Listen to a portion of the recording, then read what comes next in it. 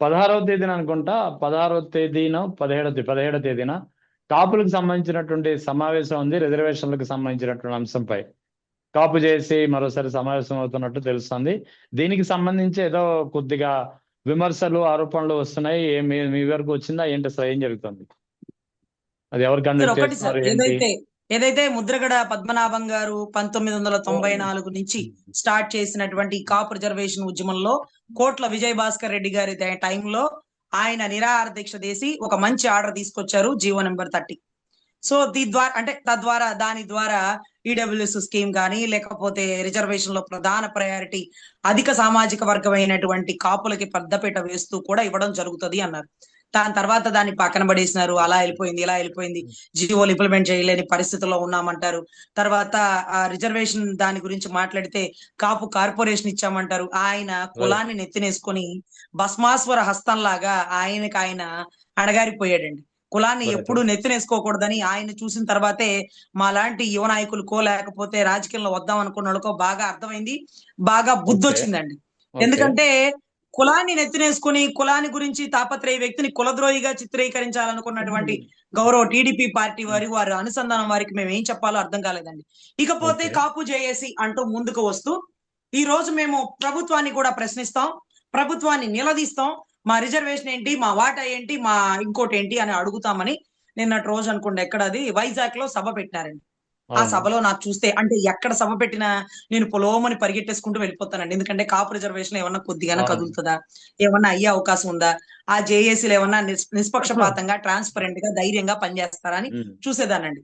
అయితే సడన్ గా నిన్నటి రోజు వైజాగ్ లో నేను అడిగినానండి ఆ కాపు జేఏసీ నాయకుల్ని చేతులు పట్టుకొని, మరి అయ్యా ముద్రగడ గారు చనిపోయారు, ఆ ఉద్యమాన్ని ముందుకు తీసుకెళ్లి కాపుల్లో రావాల్సినటువంటి రిజర్వేషన్, కాపు కార్పొరేషన్ ఇవన్నీ మీరు దగ్గరుండి నడిపించాలండి అని నేనే స్వయంగా అడిగానండి. అది కరెక్ట్ గా కళ్యాణ మండపం నుంచి బయటకు వచ్చి అక్కడే జువ్వుమని ఒక కారు వచ్చిందండి, పెద్ద పడవంత కారు, 4 అండి దాని నెంబర్. ముందు లోకేష్ గారి బొమ్మ, వెనక చంద్రబాబు గారి బొమ్మ వచ్చిందండి. చక్కగా తెలుగుదేశం జెండా కారు. ఆ డోర్ ఓపెన్ అయిపోయిందండి. ఆ డోర్ దాంట్లో ఎక్కేసి ప్రభుత్వం మీద పోరాటం చేయాల్సిన వాళ్ళు, ప్రభుత్వానికి ఎదురు వెళ్లాల్సిన వాళ్ళు ప్రభుత్వ వెహికల్లో వెళ్ళిపోతే రిజర్వేషన్ ఉద్యమం వెళ్ళిపోతుందండి. అంటే ప్రభుత్వంతో మనకి ఏమీ సంబంధం ఉండకూడదు, చంద్రబాబు గారితో ఉండకూడదు, సొంత కులమైనటువంటి పవన్ కళ్యాణ్ గారితో ఉండకూడదు. ప్రభుత్వాన్ని నిలదీయాలి.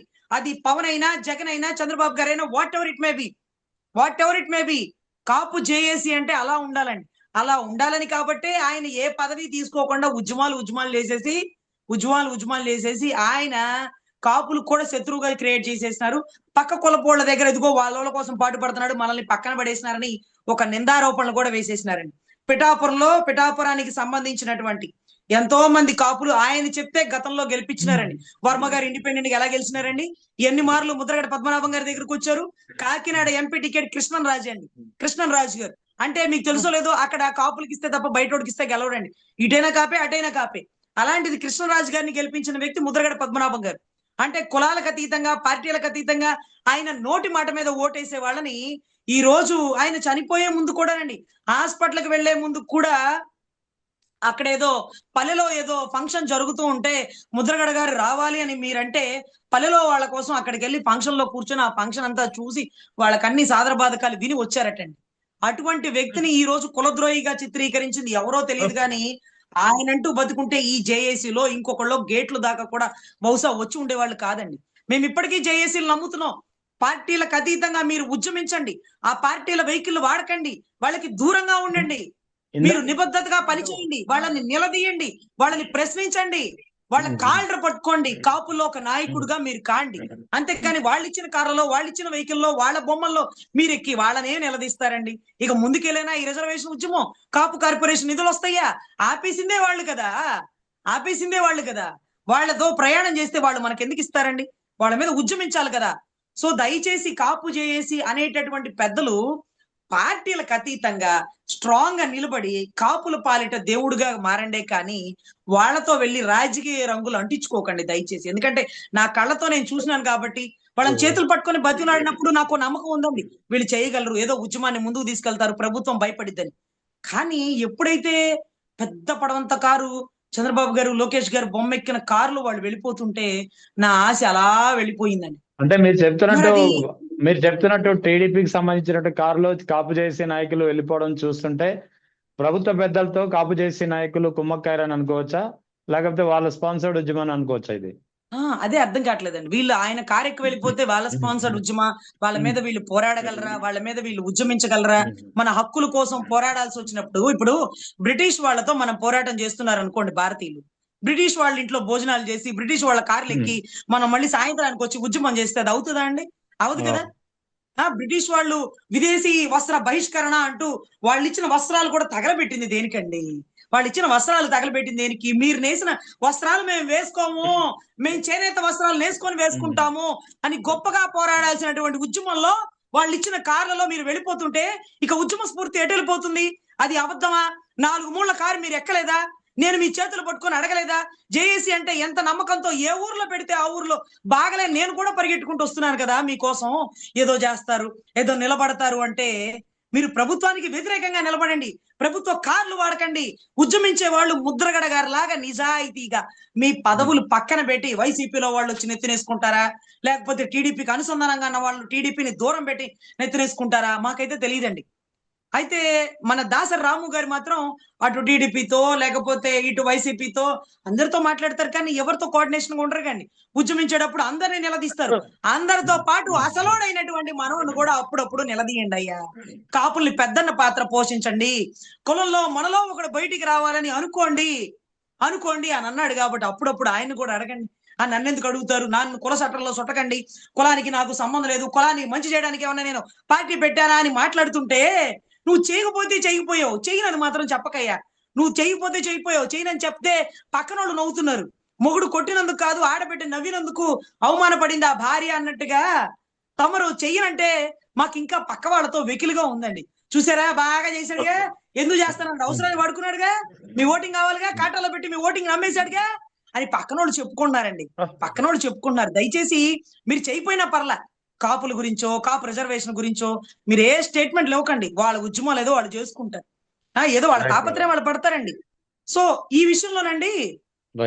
విషయంలో ఢిల్లీలో జరిగిన ఒక ఘటన మీకు చెప్తానండి. నేను తెలంగాణ దిశ ఎన్కౌంటర్ కేసు జరుగుతున్న టైంలో ఫైనాన్స్ మినిస్టర్ చిదంబరం గారు అన్నారు, చాలా గొప్పగా తెలుగులో మంచిగా TV5 ఏబిఎన్ అప్పట్లో అన్నింటిలో చెప్పేదానండి దిశ కేసు గురించి. చాలా బాగా చెప్తున్నావు అమ్మా, ఈ కేసును ఎత్తునేసుకున్నావు, చక్కగా నీలాంటి వాళ్ళు జడ్జి అవ్వాలి కదా, why don't you go for the judge choice అన్నారు. సార్ నాకు అప్పట్లో రిజర్వేషన్ లేదండి, నేను చదువుకునే టైంకి నా వయసు 36 వచ్చిందండి, రిజర్వేషన్ ఉంటే 40 వరకు ఉండేదాన్ని, రిజర్వేషన్ లేక జడ్జి అవ్వలేకపోయానండి అన్నానండి.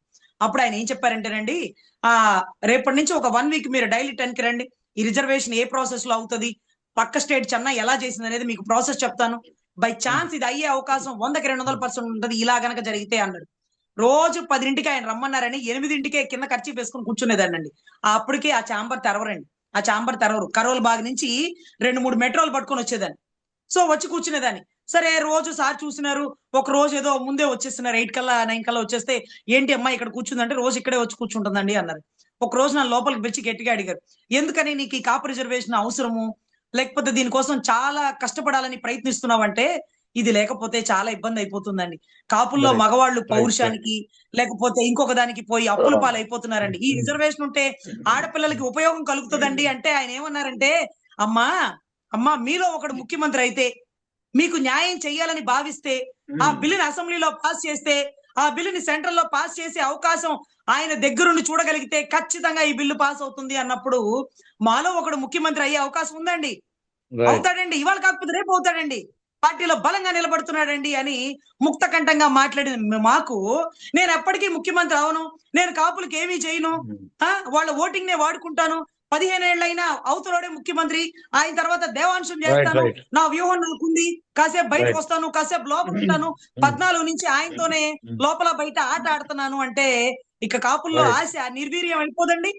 సో ఇటువంటి వ్యక్తిని నమ్మాలా వద్దా అని రానున్న కాలంలో సమాధానాలు బాగానే మాట్లాడతారండి ప్రతి ఒక్కరూ కూడా. Right madam, thank you very much, thank you.